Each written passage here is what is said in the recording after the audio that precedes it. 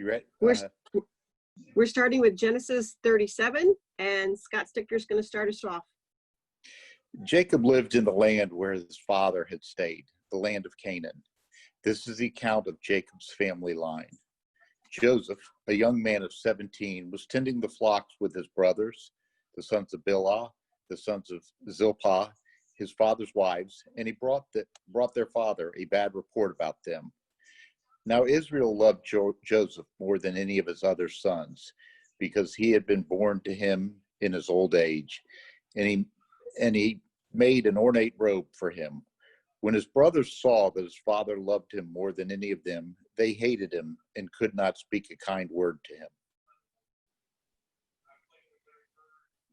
Bilhah? Yes, we're jumping to verse 12 through 18. Yes, sir. Okay. Now his brothers went to pasture their father's flocks near Shechem. And Israel said to Joseph, "Are not your brothers pasturing the flock at Shechem? Come, I will send you to them." He answered, "Here I am." So he said to him, "Go now, see if it is well with your brothers and with the flock, and bring word back to me." So he sent him from the valley of Hebron. He came to Shechem, and a man found him wandering in the fields. The man asked him, "What are you seeking?" "I am seeking my brothers," he said. "Tell me, please, where they are pasturing the flock." The man said, "They have gone away, for I heard them say, 'Let us go to Dothan.'" So Joseph went after his brothers and found them at Dothan. They saw him from a distance, and before he came near to them, they conspired to kill him. Wow. Go ahead, Susan. Thanks, Sarah Susan. They said to each other, "Here comes that dreamer. Now is our chance. Let us kill him and throw him into one of these pits and say that a wild beast has devoured him. Then we shall see what will come of his dreams." When Reuben heard, he came to his rescue, urging them not to take his life. "Let us have no bloodshed," he said. "Throw him into this pit in the wilderness, but do no bodily harm." He meant to save him from them so as to restore him to his father. When Joseph came up to his brothers, they stripped him of his long-sleeved robe, which he was wearing, took him and threw him into the pit. The pit was empty and had no water in it. Then they sat down to eat some food, and looking up, they saw an Ishmaelite caravan coming in from Gilead on the way down to Egypt, with camels carrying gum, balm, and myrrh. Judah said to his brothers, "What shall we gain by killing our brother and concealing his death? Why not sell him to the Ishmaelites? Let us do him no harm, for he is our brother, our own flesh and blood." And his brothers agreed with him. Meanwhile, some Midianite merchants passed by and drew Joseph out of the pit. They sold him for 20 pieces of silver to the Ishmaelites, and they brought Joseph to Egypt. Thank you, everybody. So one of the things that I don't know about you, but I find really uncomfortable about the Genesis narratives that we've encountered to this point is they're rife with some very human, undesirable qualities. It might be the jealousy, it might be the deception, it might be the creative way that they use these tools to take some advantage of others and each other. And so I guess I want to know what your thoughts are about the story of Joseph. This begins the story of Joseph, and it will continue through the balance of Genesis. We know Joseph to be a dreamer. We know Joseph to be one of 12 brothers. We know Joseph to be somewhat, I would say, a very essential character for what will happen over the life of Israel as a people in the next 500 years or so. So I guess I would like to hear your thinking about what do you find most interesting about Joseph, and perhaps what is most like Jacob and most like Abraham in this story as this lineage continues, that tells us more about, I think, who God is than who humanity is. But I would like to know your thoughts. Anybody got anything?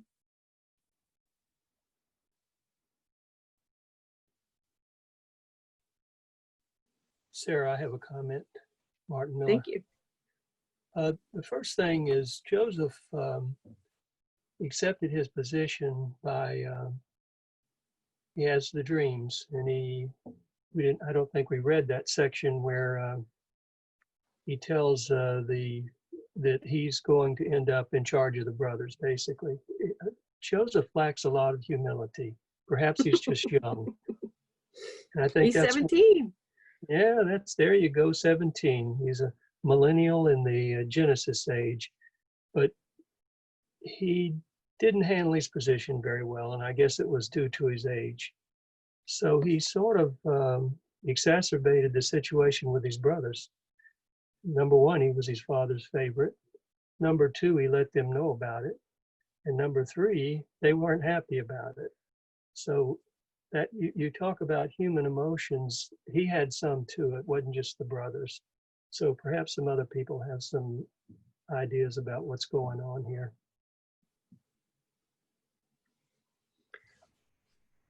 Sarah? Yeah. Good morning. The thing that I noticed about the story is that it begins with Joseph in the land of Canaan, and it ends where we stopped reading with Joseph in the land of Egypt. And I'm wondering if it's fair to say that the land of Egypt is regarded as a land of slavery from the viewpoint of this story. In the middle of the story, we have the elements of jealousy and dreaming and so on and so forth. But the beginning and end are two symbolic locations, the land of Canaan and the land of Egypt. Good point. I'm reminded that Jesus, as a very young child, was carried into Egypt.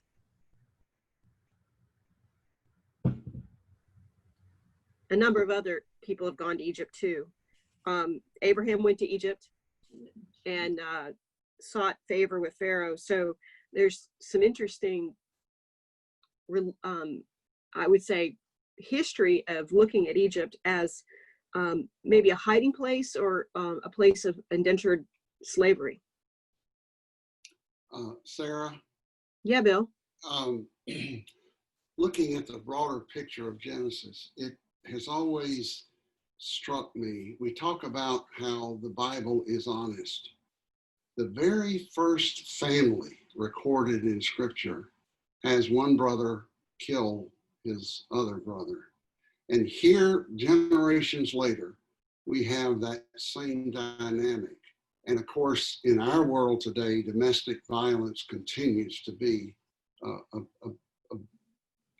scary issue and with some prevalence. And I'm just making an observation that early on, Scripture signals to us that the human relationship that we would hope and expect to be the most caring and protective is often the place of the most risk, even literally, to one's life. Again, I don't have a solution, but there's a kind of a sadness that in the very first chapters of Genesis, we have murder within a family. And I'll just leave it there. It's a kind of a heavy signal to us that, and I think a reminder that, and we see in the church, even if we don't kill each other, that a church family, as we well know, not just in the past, but in the here and now, can become a place of tremendous conflict and alienation. So it's just a paradox that where we would most hope for kindness and understanding, we may be at times most at risk. Thank you, Bill. That's a good point. Well, I also think it's interesting because Reuben wanted to help him. Reuben was the Right. oldest. He was the one that was going to inherit all the flocks, and so he was in a good position. And the other brothers wouldn't inherit, so they were jealous anyway of the father's favoritism to Joseph, and so they had nothing to lose, they thought, but instead it's the violence. It is sad where instead of working together, they were just jealous and trying to get rid of any favorite person the father had.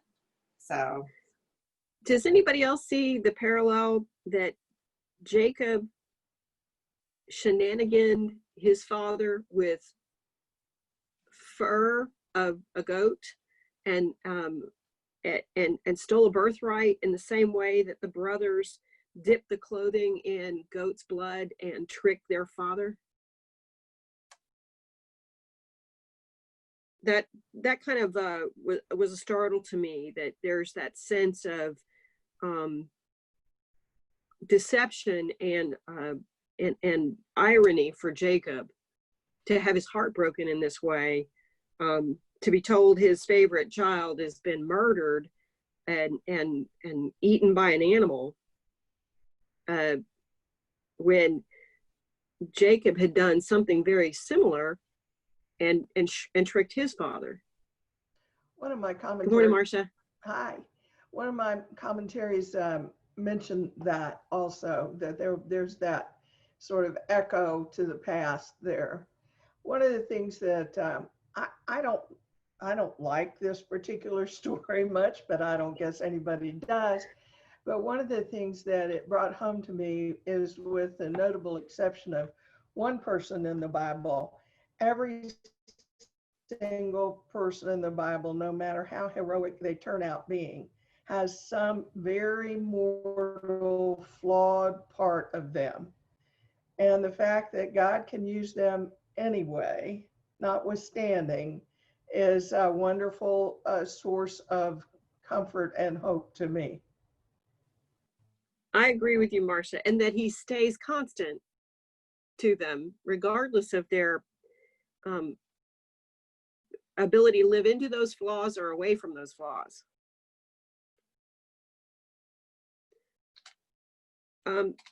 Anything else that you guys notice right off the top of your heads that says something unusual to you?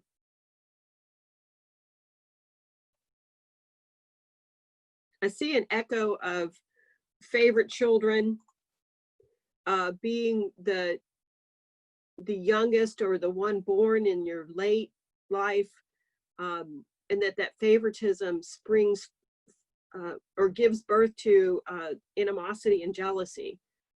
I'm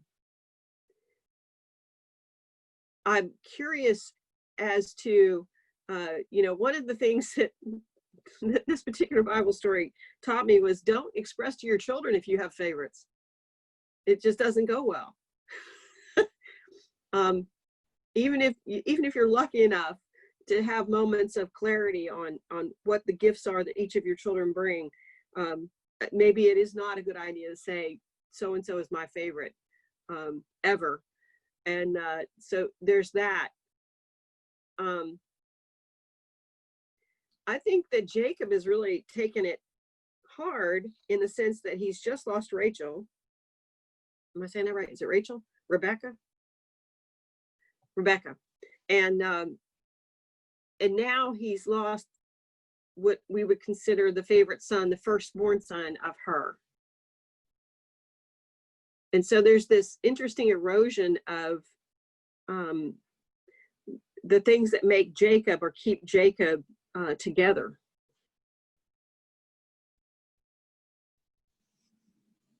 And I'm wondering, does anybody else see a parallel between the dreams that Jacob has had and the dreams that Joseph is having?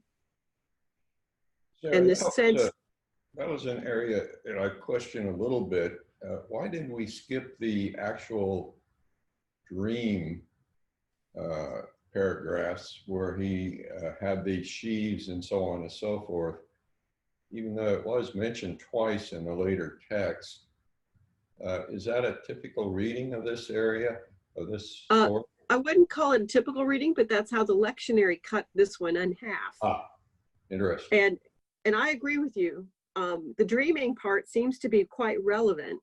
The interesting thing is the beauty of this story is I think most of us are well familiar with it and understand the relationship that dreaming brings for Joseph, especially in his the later chapters where he's working in Egypt, and how that dreaming gives him entree to positions of authority that will later become the things that save his brothers during the famine that's set to come.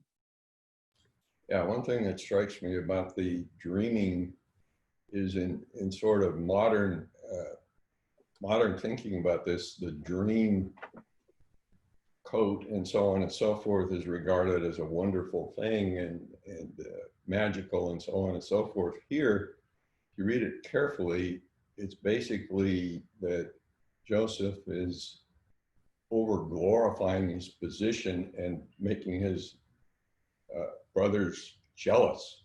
So it's a negative thing in some ways. I agree with you. So we have this coat of many colors. I agree with you. I think in Sunday school growing up, that was something that was really lifted up as unique and lifted up as something to admire and something to desire almost, that I would like to have a coat that looks like that. And then seeing how the coat plays a part in this story, in a part of the deception to Jacob, is I think the heartbreaking. So maybe the metaphor for us is as a parent, we often enrobe our children with lofty and maybe spoiled perspectives, and reality comes along and reminds them they're human. I don't know about you, but my kids have encountered that and have said, "Mom, you used to say I was the smartest person in the world." and that maybe not the right thing to say. We know that now, don't we, as parents? But when they're 3, they are brilliant, and so it's charming. So I'm enchanted by the way the coat works in this story to shelter, to provide warmth, to provide love. So it's if you will, a symbol of Jacob's affection and love for Joseph, and his brothers tear it off of him and dip it in blood. So there's some strong symbolism in that for me. But Sarah, this is his, this is Marcia. This is his Sunday best coat. You don't wear that out in the fields unless you want to go to your brothers and be in their face. True. You know, you don't wear your Sunday fineries out to the fields. Have you not ever witnessed a 7-year-old in a princess dress? Well, I have a 3-year-old that likes to wear a princess dress, but that's still a little bit different, I think. I think Yeah, I think you're right. everybody knows this is Dad's.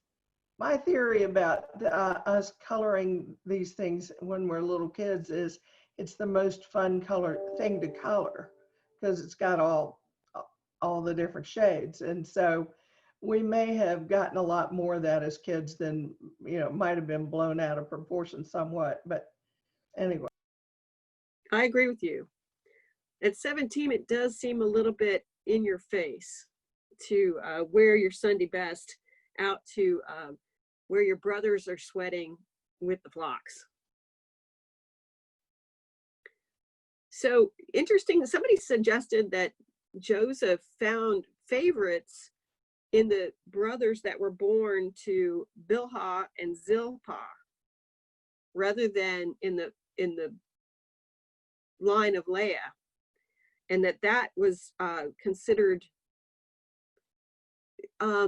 undesirable because they were handmaidens and not technically the wives, and so that they didn't have prominence in the family. So he should have been more loyal to Leah's brothers than to those of the children of Bilhah and Zilpah, or Leah's children, not Joseph's brothers of Leah.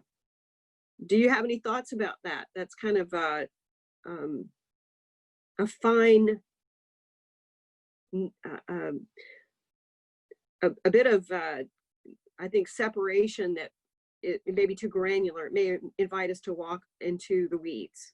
But there's also the expectation that the older brothers would think Joseph should have been more respectful and kept distance from the sons that were born to Bilhah and Zilpah. But remember, there was always rivalry between Rachel and Leah, and they probably, continued that into the offspring to some extent. The older brothers, weren't gonna be nice to Joseph, and because they were Leah's, and so that kind of left him with the other brothers, the second-class citizens. Yeah. Sarah, this is Martin. Yes, sir. I think you picked these subtle themes up because you're a theater major. So you got an advantage over even the goat here. But one of the things is the aphorism about the sins of the father are visited on the sons. That's just one thing that strikes me. And the other thing is that the theme that is in this particular story is carried through in many, many classics in literature. Karamazov is one I can think of, and Dostoevsky, but there's many others. I was trying to think of how many stories are written. A lot of Shakespeare stuff. The brothers are killing each other, primogeniture, and even if you're not the eldest, you can fix that by when you kill your brother, your older brother, you're now the first in line. So that theme is, in this biblical theme, is carried through in many, many writings, literature. So it seems to be a rather common thing, unfortunately, that, and again, back to Joseph had, and that harks back to great tragedy, pride cometh before a fall. And that's exactly what Joseph was doing. He's lorded it over his brothers, and he was asking for it. As Marcia said, he was in their faces all the time. That doesn't work real well. So that's just a comment that I see, that this theme is not remote to the Bible. It is picked up from that and put into literature. So it's common. So one of the things that Shakespeare was really good about doing is, in his histories specifically that were generally funded or patroned by people in power or authority when he wrote them, is to paint the friction as being somewhat undeserved and somewhat unjust. And so I think when we look at this particular story, I think the honesty with which we're asked to evaluate or to interpret or even just try to follow along, the invitation here is to look at Joseph and go, did he earn this particular malady and trouble that landed on top of him? And how does God use the strengths that Joseph brings to the table to his advantage to tell the story of why or how he loves the family that Joseph is a part of? I think it's really valuable to consider Reuben's perspective as the eldest, that rather than follow along with the idea of killing Joseph, that he says, let's just park him here in this well where there is no water. And while we're eating, let's talk about what we're going to do with him. And then he goes off to, I'm going to guess, he's off doing something. And the other brothers say, oh no, let's just sell him to the next caravan that comes along rather than kill him. And then he then comes back as if to rescue him, and he's gone. So there's that interesting friction there that we have, even among the brothers, some disagreement. The agreement is don't kill him because he's actually blood. And then the next best thing is let's sell him to slavery and then pretend he's dead, which seems to be the path that they elect. Is there anything to be noted about the Ishmaelites being the people and the Midianites being the people that take Joseph into Egypt? Knowing our history with Ishmael and Ishmael's family, and some history with Midianites, because Esau's family all came from the Midian family line as well. Am I reading too much into this?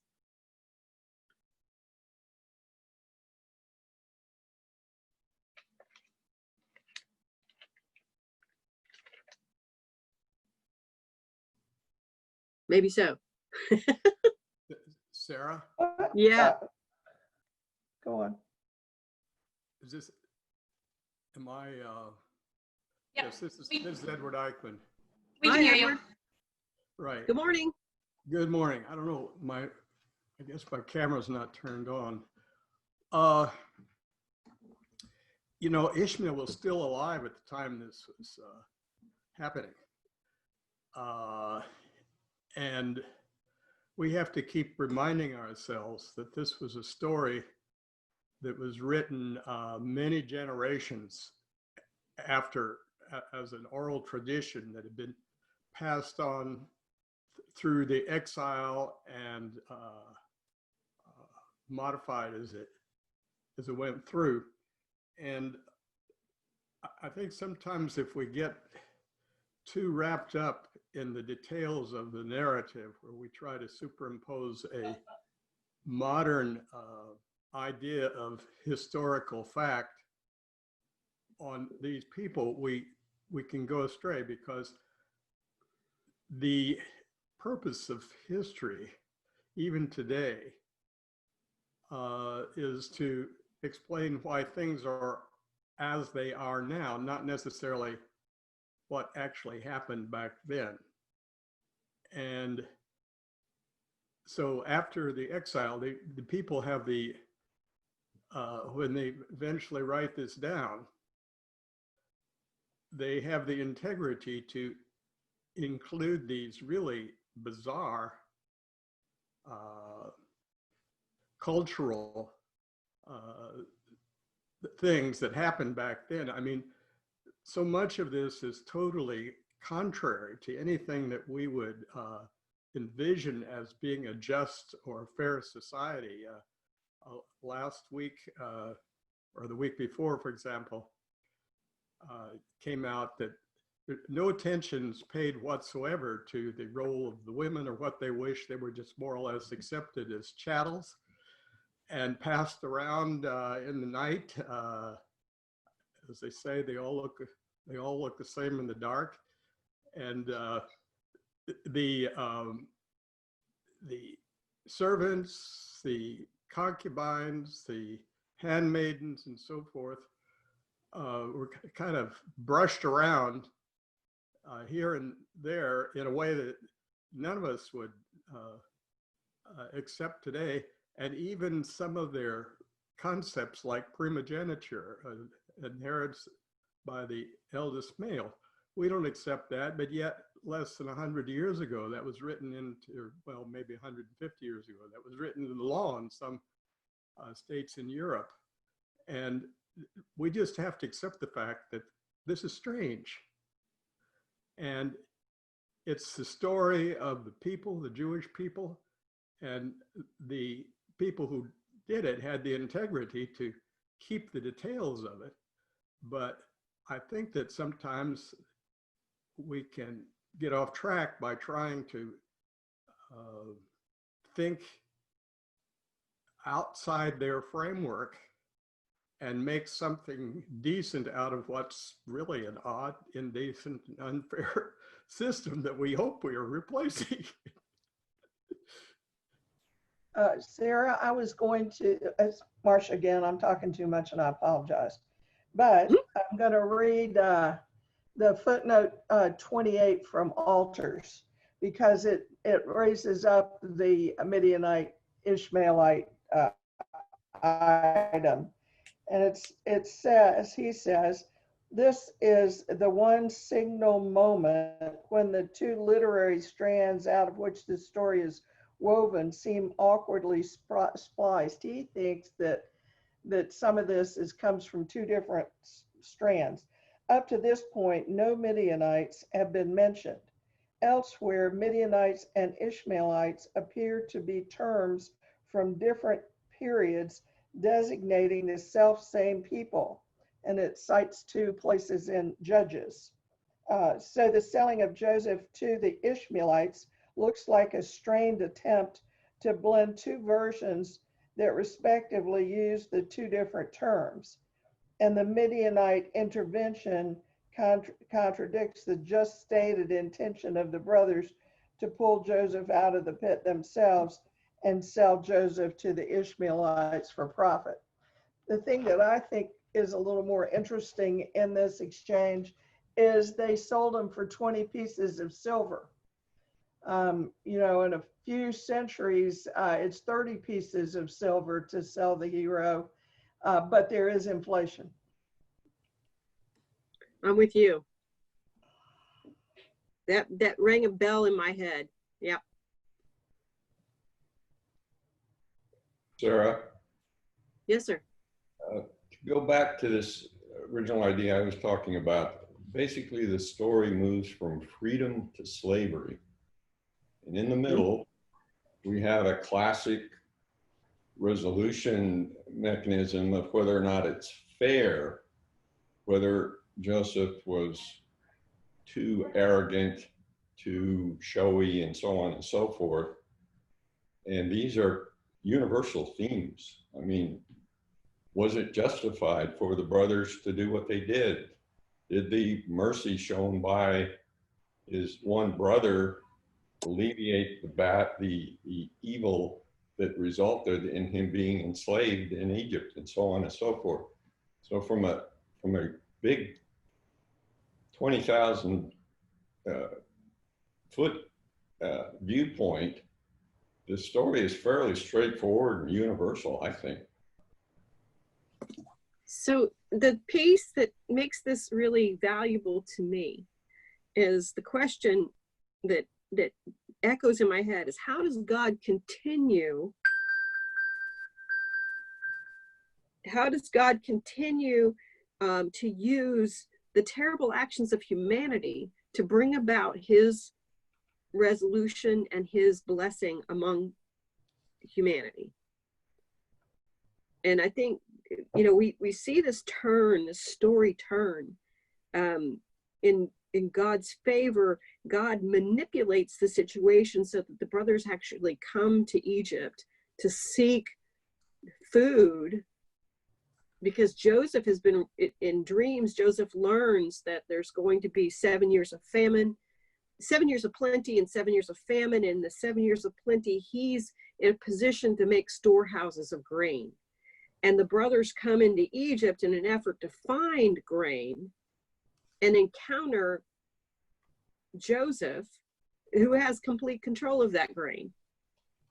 So there's this wonderful full circle about Joseph and I would say the hard work he must have done internally to overcome whatever frustration, anger, discord he had in his heart about his brothers. We know that story is going to come around. And I think that's just extravagant on how God has turned that table. And it reminds me on a regular basis that what seems to be terrible to me is in God's hands going to be used as something to benefit. And you know, I can't see it. Sarah? Yes, sir. Bill, somewhat back to my earlier comments about the first family resulting in violence, and now late in the book, it happens again. Two things strike me. One is, and I take to heart what Edward Eichmann said, that we need to be careful reading these ancient stories through our current lens. But I do think there are universals, and I think there are dynamics that bridge all these centuries. And one is, in the first act of violence, there's no indication at all that Cain made any attempt to confront his father or his brother about his feelings that God was more favorable toward his brother. In the Joseph story, there's no indication of any attempt to deal with this until they finally come back together face to face. And it's interesting to me that this book ends with the possibility of forgiveness, however it happened. I think you were alluding, we don't know exactly what went on in Joseph, but to me, that's a prelude to the gospel, that the cross is a symbol that God can bring forgiveness even in the midst of something as horrible as the crucifixion of the Son of God. And it also, this idea of not talking to each other, whatever relationships we're in today, whether we're married or not, or whatever our circumstances, it is difficult to talk to someone you care about that you've got conflict with. You know, the Proverbs has warnings about anger, and one of my favorite chapters on this subject is the latter part of Matthew 18, where Jesus says, if someone's harmed you, go to them one-on-one. If that doesn't work, take someone with you. If that, you know, so that there's this admonition to face the person that you have conflict with. It's not easy, but the absence of it is painfully illustrated in this story and in others. But again, the fact that Joseph is able, by whatever means, to come to a place of forgiveness and restoration is very powerful. I agree with you. Sarah, I have a comment. I think that's the teachable moment in the story, because as you read the story, you tend to put yourself as one of the characters. I think you think like that. That's not only you, all of us do that. So we get to Egypt. We don't know there's going to be a twist, but we see what's coming. And so you're either the brother or you might be Joseph. And you tend to wonder, okay, what do you think? And what would you do? That's the question. You've got it in your mind that you're saying, if I was, what would I do if my brothers had done that to me, etc. And so you probably have, well, I would have done whatever. But Joseph did what he did. In other words, you might have expected him to want to get them back. I mean, he does to a certain extent, because he gets his father down there. He wants to see his dad again. He wants to see Jacob. So he doesn't tell them, and they don't recognize him. And in the end, as Bill said, there's a forgiveness for sort of a universal sin, if you want to look at it. He had developed the wisdom. Now he has wisdom rather than just knowledge by his work in Egypt, because the interaction with Potiphar's wife and Potiphar and so on, he went through a lot of stuff. So he had a lot of time to see different solutions. He was a young kid when he got thrown in the pit. Now he's a bit older. So he learned something in the meantime. And so he ends up being forgiving, which, whoa, that's an eye opener. So he was going to get thrown in a pit. They were going to kill him. Reuben saved him, whatever. Reuben was just grabbing for time. He didn't know what to do yet. So it's a whole story. You see it over and over again. You know, I will say this is one of my favorite Bible narratives. The whole arc of it is such a rich, textured story. There are lots of details. There's some twists and turns that I don't expect. There's also that hint that God speaks to us in dreams, and that we ought to be aware or paying attention often when we have dreams that we're trying to make sense of. Now, you know, the modern psychology would tell us that dreams are our subconsciouses trying to undo or respond to the things that we encounter in our daily lives. But I'm of the opinion that it could also be more to that story, because I just am a small thinker and my brain is very little. And so I invite the idea that, could this be a conversation from the Almighty that I should be considering? And so I think about Joseph's the arc of his life, this growing up in a pampered, elevated perspective, getting knocked down by his brothers, getting sent into slavery, into Egypt, into a foreign land where he doesn't know anyone. He is technically an orphan at that point in time, and isolated, which can be very challenging for anybody. And then he on a regular basis he encounters more difficulty. He gets thrown into jail. He gets called a liar. He gets accused of doing things he didn't do. He becomes the favorite of Pharaoh, because he's probably the one person in Pharaoh's world that goes, I don't know, instead of trying to conjure up an answer. And he also is the one that says, what do your dreams tell you? So he gives Pharaoh the opportunity to have a dialogue, where most people probably would be telling the Pharaoh what the Pharaoh wanted to hear. So there's some of that going on. And then at the very end, he gets reconciled to this family. And it's such a rich story, so encouraging from a perspective of hope, and seeing how this particular character is able to turn the corner and change the dynamic a little bit of his life in response to what happens to him, and how God's hand works upon him. So for me, that's important. Aaron, would you be kind enough to share the questions that Will had for us in his handout this week?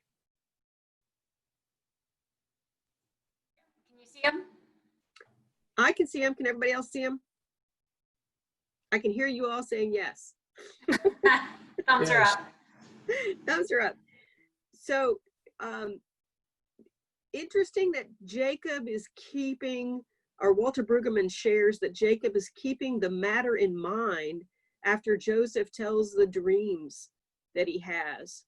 And that there's an echo of that when we hear the story of Mary, where she treasures all these words and ponderings in her heart as she watches Jesus mature and begin his ministry. What are your thoughts about that comparison? Is there a nugget of gold in that for us, is what I'm asking.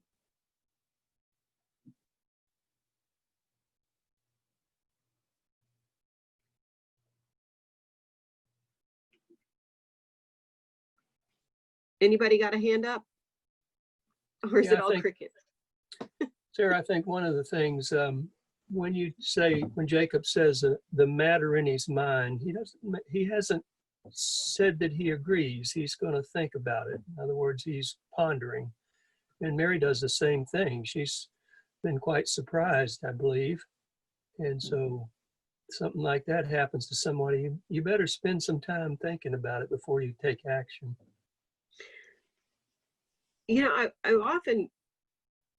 I'm a person that has learned to move more slowly in my processing as I have gotten older.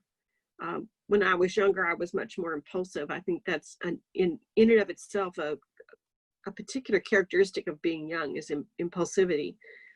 So I'm inviting you to consider with me, where do we start to knit these things together in our heads to start to understand? And maybe we're seeing evidence that Jacob is doing that, and we see evidence that Mary is doing that, almost as if to say, I don't know how God's hand is going to work in this situation. And I think that we're often put in that position as we look to the Lord to provide us some direction or some answers or some comfort or explanation as to what we see happening in our world today.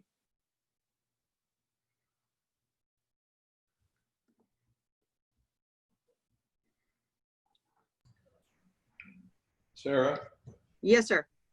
I had a question on Reuben. And in my translation, it says here that he said, "Do not lay violent hands on him, intending to save him from them and restore him to his father." Now that obviously didn't come anywhere remotely close unless we're talking in the longer run of saving him and bringing him back eventually through Egypt or something. But has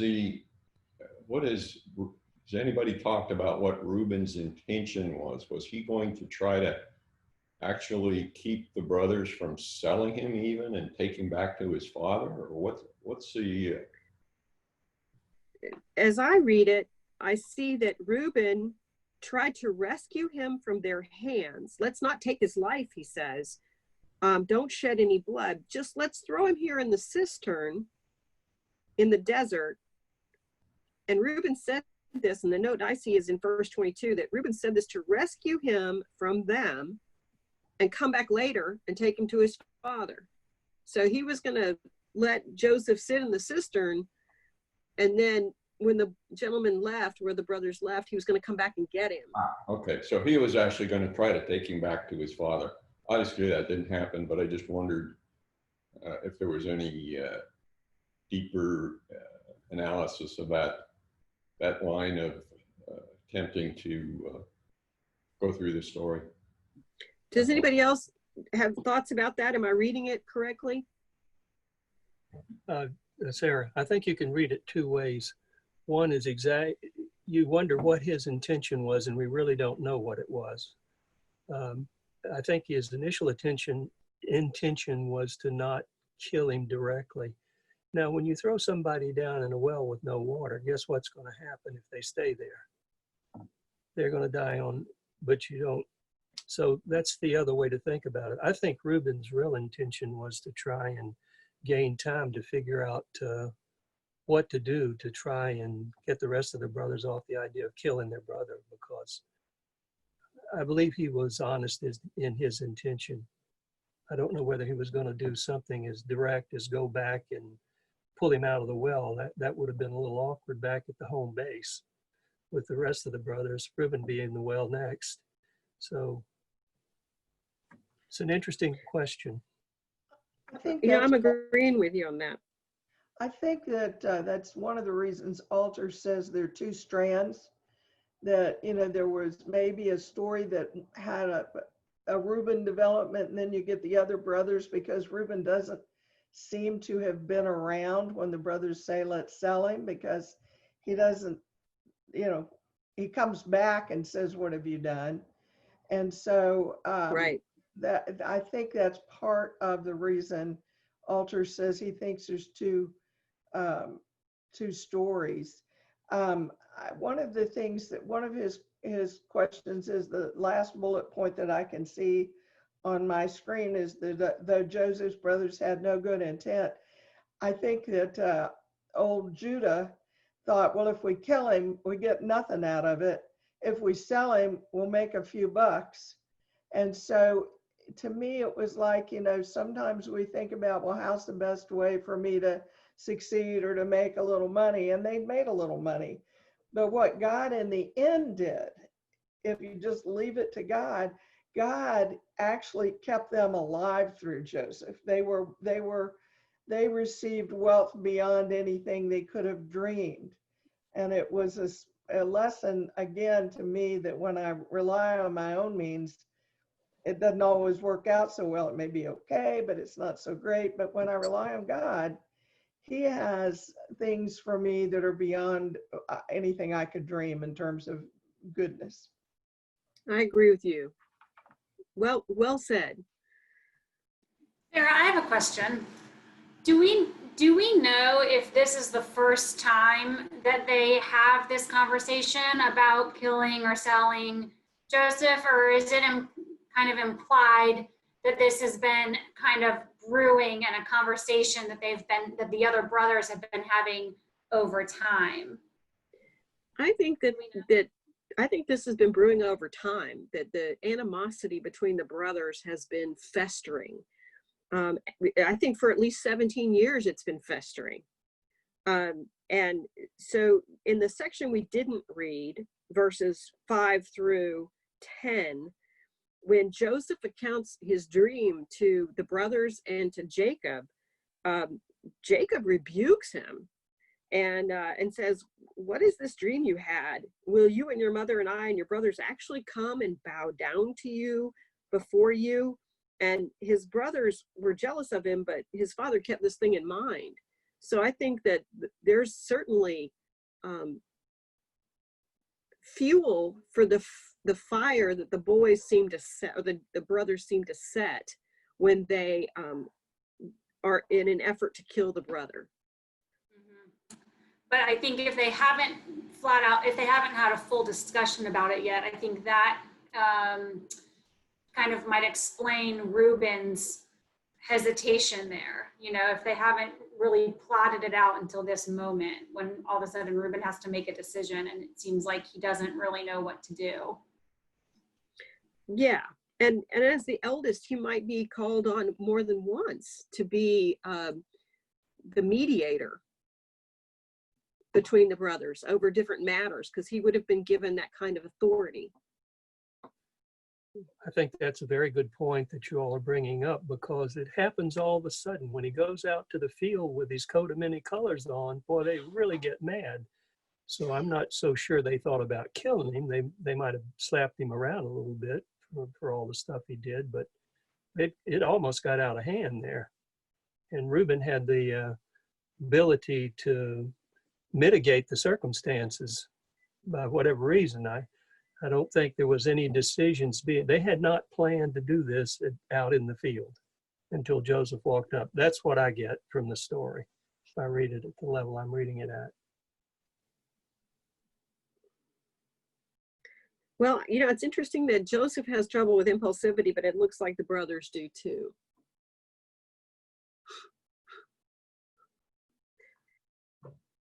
And that maybe the adage of sitting down and counting to 20, it was actually a piece of advice that my parents gave to me.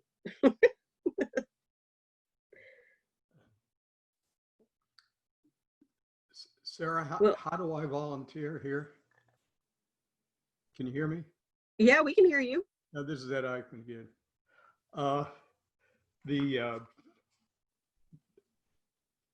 About probably, Martin can correct me on this, but it's probably been 25 years ago that we spent an entire year reading Genesis. And as a part of it, I began to assemble a genealogy chart, which turns out to be quite difficult to do. But there's one other character here, just as an aside, and that is Judah. And actually, Judah was another son of Leah.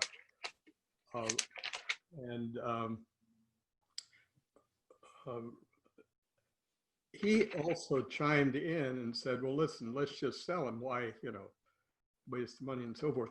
Well, Judah and Judea is extremely important in the subsequent history of Israel. And that was a direct line to David. And so when our people are putting this together, they've got to reinforce the line of David, and Judah actually got the birthright eventually. It wasn't whatever the oldest one was. Reuben. Yeah. Well, Reuben was a son of Rachel, but Judah was actually a son of Leah. And he actually got the birthright and so forth. So part of this is just establishing the more or less the chain of custody of the birthright and the line of David. That's just something I picked up 25 years ago. And don't quote me on this, because there are people who have spent a lot of time sorting this out, but that's one view of the rationale for the story. Yeah, so as it stands now, in the notes that we got from Will, if you go down to the next page for us, Aaron, the children of Jacob and tribes of Israel, I think, is in this collection. And you can see the order of birth.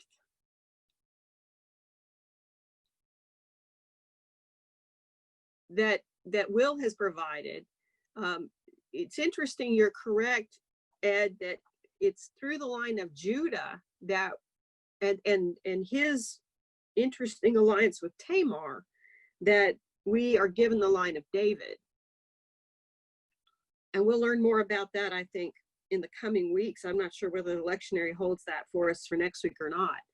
But the idea that God works in ways that human beings don't anticipate and frequently surprises us in finding a path that makes more sense in his scheme of things and his long range thinking than our small brains can manage.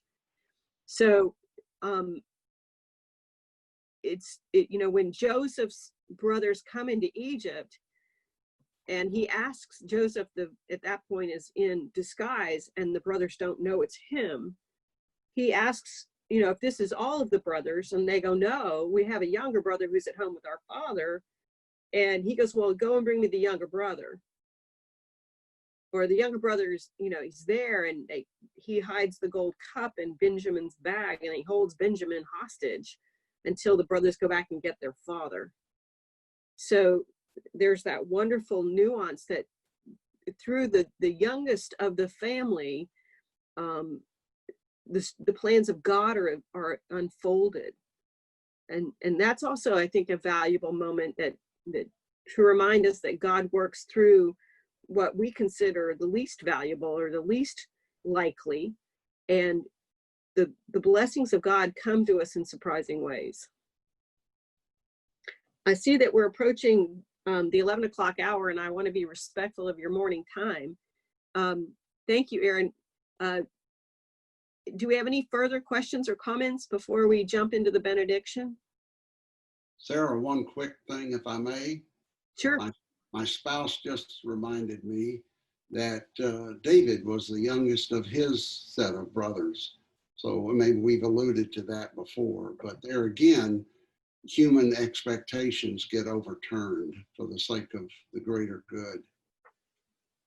I think that also Jesus is born in Bethlehem, which is an allusion or a call back to the least of the tribes. So I look forward to this week for you on surprising ways through the smallest things that God will make his presence known. If you'll please join me in the benediction. Let us go from this place remembering God's words to Jacob. I am the Lord, the God of Abraham and the God of Isaac. Know that I am with you and will keep you wherever you go. I will not leave you until I have done what I have promised you. Let us go from this place proclaiming Jacob's words. Surely the Lord is in this place. Amen. Have a great week, everybody.